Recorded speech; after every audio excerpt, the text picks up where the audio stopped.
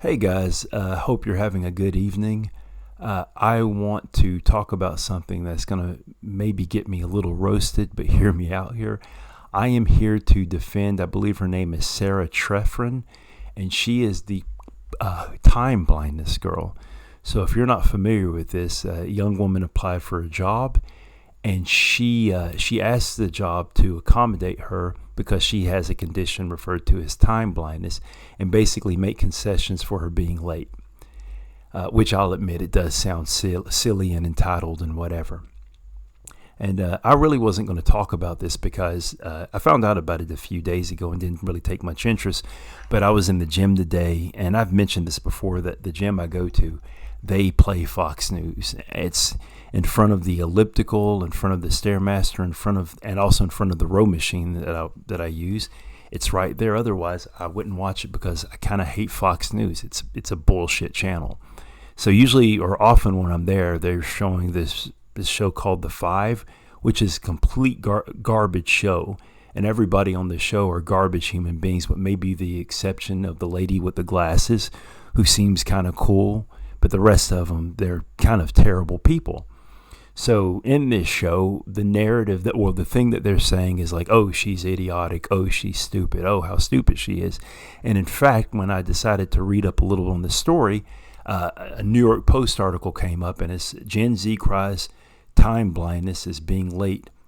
Let me read this over. Gen Z cries time blindness, is being late a real medical condition. So this one young lady makes this comment, and then it's like Gen Z collectively got together and said time blindness. So that's the thing they're doing now, the thing they've always been doing, because Gen Z. All right. So first of all, is time blindness a condition? It's not really a medical condition, but it's something that everybody experiences in some results. Basically, you lose track of time.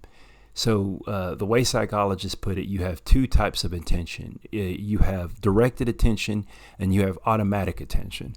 And automatic attention is like you're playing a game, you're having fun, you're with friends, and you have no problem holding that attention. You're really into it. It's effortless.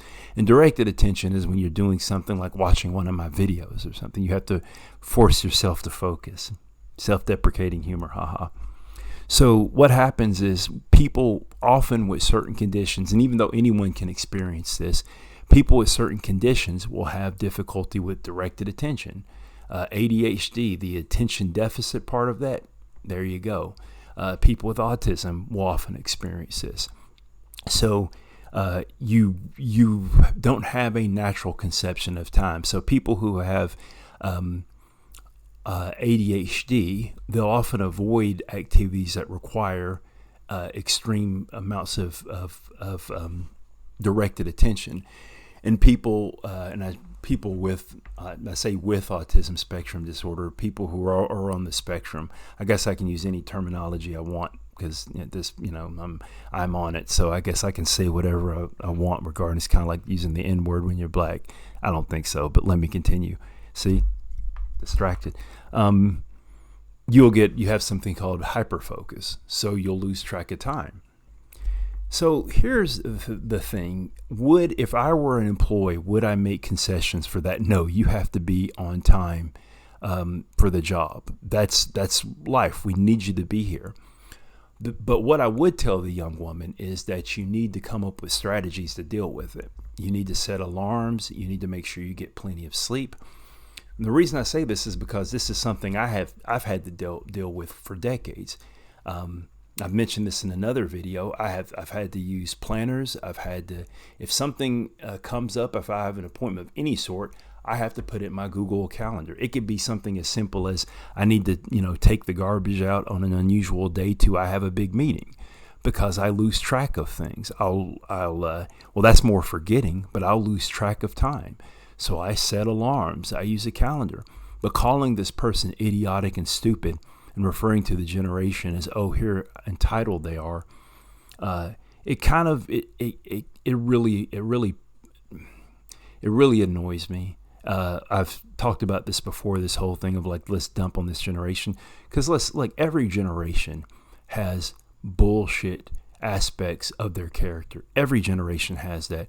The boomers have these toxic ass concepts of masculinity and I'm going to say this word, femininity. Gen Xers, we're just a huge bag of cats. We were, the broken homes and latchkey kids, and millennials. Well, the boomers messed them up. So every generation has the thing that makes them a hot mess. Apparently, whatever generation Fox News represents, they have the extreme racism and bigotry. That's their illness.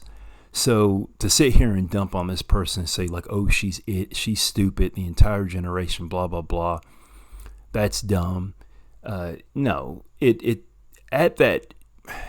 the story as they're reporting it could have been a moment where they actually discussed the thing that people actually do have. Like people with, like I said, with ADHD, people with who are on the spectrum, people with dyscalculia, which, by the way, I didn't even know dyscalculia was a thing until about a year ago. And I'm a math teacher. When I first heard about dyscalculia, it blew my mind because I know there were people that weren't particularly good at math, but the idea that how it affects your relationship with numbers, everything from doing math to reading analog clocks, that blew my mind. But if I were just dismissive of it and said, hey, you stupid people who can't do math, are you an idiot? That's not helping. So instead, if I come across someone with something like dyscalculia, I'm going to be like, okay, well, let's work with this. How can we overcome this? What strategies can we use? Because all that it really amounts to is that certain people live in a world where they live in a world where their brains aren't designed to exist in that world. And maybe I'm being too generous, and maybe, like I said, it's just me being a super lib with this. But I just think calling people stupid and idiots like Fox News did, like the New York Post is implying, and sitting here and continuing to dump on the Gen Z, guys, we're going to need you guys to take care of us in the future. So I love all you guys, really. Anyway, doing all that stuff is not helpful.